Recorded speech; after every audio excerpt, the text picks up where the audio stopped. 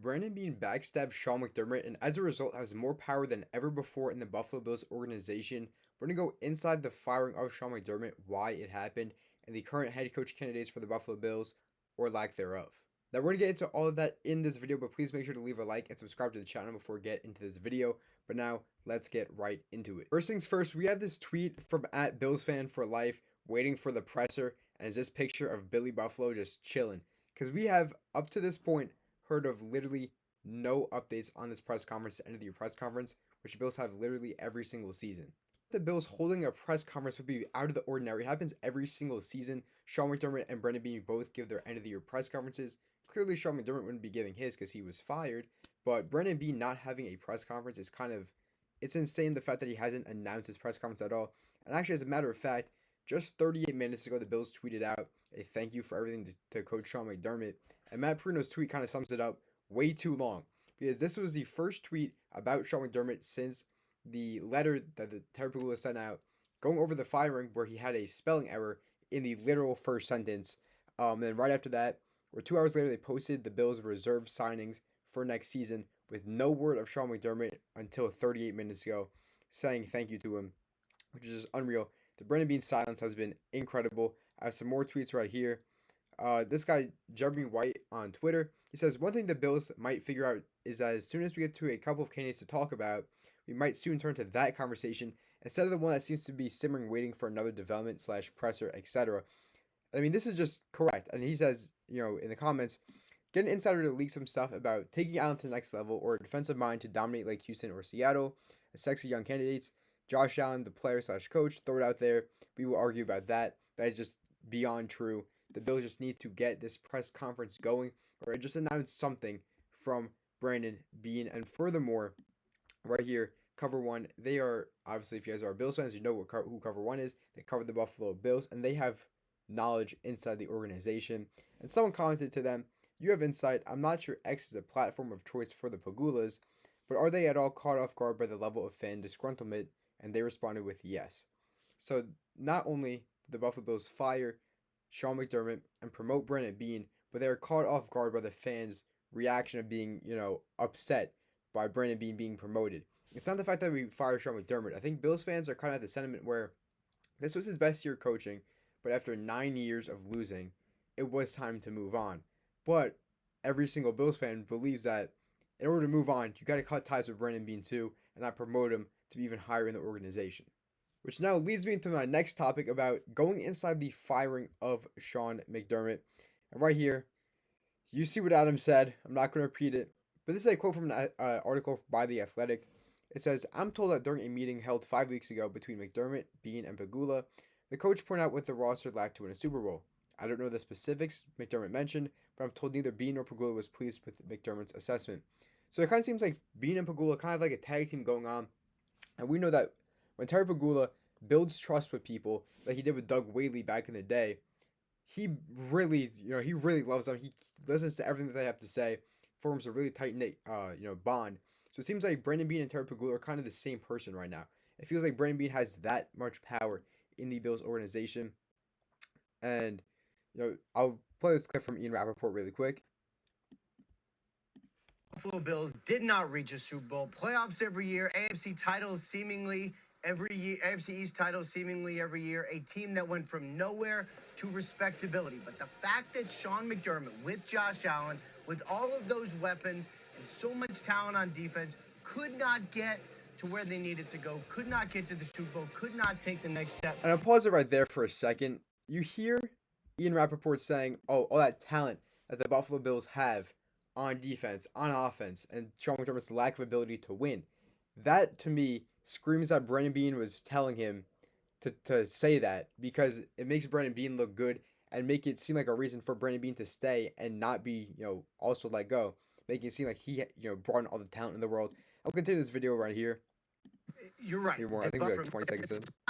Directly contributed to owner Terry Pegula making the decision today that Sean McDermott should be out. Now, make no mistake, this is something that has been weeks coming with Sean McDermott being the Buffalo head man for several seasons. My understanding is McDermott himself had some questions about how much talent the Bills had. I'm not sure that sat well in the building, considering most teams believe they are stocked full of talent.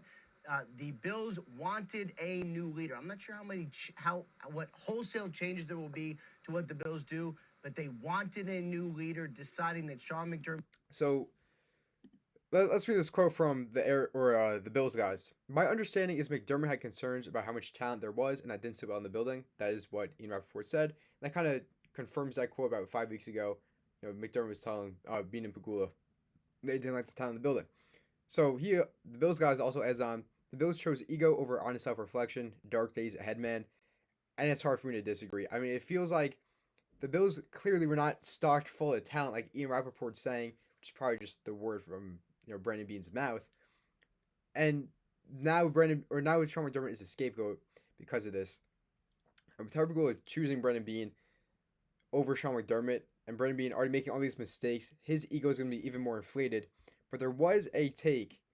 I will find it right here. I have this bookmarked right here for you guys from Aaron Quinn that made me kind of wonder if things could really change, and maybe Brandon Beane staying is for the good. So Aaron Quinn says, the one thing that maybe makes me feel okay in all of this, and what seems like a Brandon Beane heel turn, which he kind of is, I think he'll be overly aggressive to prove a point. We know he's seeing and hearing everything, and I think he's going to overcompensate, which may give us more Howie Roseman style all-in moves. Just pure speculation and maybe some wish casting on my part. And I agree that it could just be, wish casting from Aaron Quinn, but I also believe that this could be true. Brandon Beane's ego is so big, which is very apparent right now, that he may overcompensate and become a Harry Roseman style GM because of the fact he doesn't want to be proven wrong. He wants to make sure that Bills fans know that he was the correct guy to keep, that Sean McDermott was the guy who had to go, that he should keep his job. Because at this point, it looks like, what has Brandon Beane done better than Sean McDermott to, have the argument that he should keep his job instead of Sean McDermott? The answer is nothing. So I think Brandon Beane, his ego is going to keep him from, or it's going to make him become more over aggressive. And I really, I agree with this tweet from Aaron Quinn. You guys let me know your thoughts in the comment section down below. Part of this video, I was mentioning how I'll mention the Bills head coach candidates or lack thereof. And the reason why I say lack thereof is because we are now over 24 hours away or past the firing of Sean McDermott, and there are still no head coach candidates that have been revealed to the public. Now, the only ones that have been revealed from Adam Schefter were that the Bills could be wanting to stay close to the vest, get some familiarity back in the building. So 3 candidates for a head coaching job as of right now that we know of are Davis Webb, Brian Daboll, and Joe Brady. As for Joe Brady, I'm all the way out. I wanted him fired as our offensive coordinator. I think he had a solid game in the divisional round. It was definitely not a bad game coaching from him at all. But I think it's time to move on from him and not promote him to head coach, but knowing what Terry Pagula does, maybe that's what's going to happen. As for Davis Webb, he is the QB coach in Denver. He was the Buffalo Bills backup QB for a couple of years. He's a bright offensive mind. I think that having him back in the building could be beneficial, but I think it would be more beneficial to have him as an offensive coordinator if you really want to bring him in and not be your head coach, jump from QB coach to head coach after just 3 years of coaching. I think that would be a bright idea. And as for Brian Daboll, we know that he had success with this Bills offense when he was in Buffalo.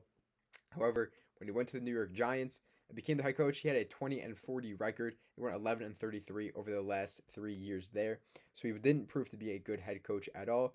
But because of the fact that Brian Daboll and Josh Allen, have a very good relationship, because of the success that he had in Buffalo, bringing him in as head coach, it wouldn't be the end of the world for me, but it definitely is not preferred. I think they should bring in a guy that has not been in this building before. When you look at the odds, these are the updated odds for the Buffalo Bills' next head coach. Clint Kubiak leads the way at plus 275. Clint Kubiak is my number one option. I mentioned in my video yesterday. I think he would be a fantastic head coach hire for the Buffalo Bills. He's a current Seahawks offensive coordinator. Then right behind him, we have the 3 guys who Adam Schefter mentioned, and Brian Daboll, Davis Webb, and Joe Brady. Behind him is Mike Tomlin. He will not be the head coach. He's retired. He will not be coming out of retirement. Then we have Mike McDaniel, Mike McCarthy, Marcus Freeman, Cliff Kingsbury, and Chris Shula. Out of all these guys, I would like Chris Shula the most to be our next head coach. Mike McDaniel, I want him mostly as an offensive coordinator, but if we did hire him as a head coach, I would not complain at all. I know he did not have the most success in Miami the last couple of years, but he's an offensive genius, and he had Tua Tagovailoa as his QB. Imagine what he could do with Josh Allen and James Cook. All I'm saying is it could get pretty dangerous. Give him a receiver, and we'll be fine. For Bills fans, that is it for this video. That is the update on Brandon Beane's silence, which is speaking very loudly, the McDermott update, why he got fired, and also some potential head coach candidates. When the full list of head coach candidates comes out for the Buffalo Bills, or even just one guy who the Bills are confirmed talking to, I'll be dropping a YouTube short. So be sure to to subscribe to this channel and leave a like so you never miss that YouTube short. But I'll see you guys in the next one. Peace.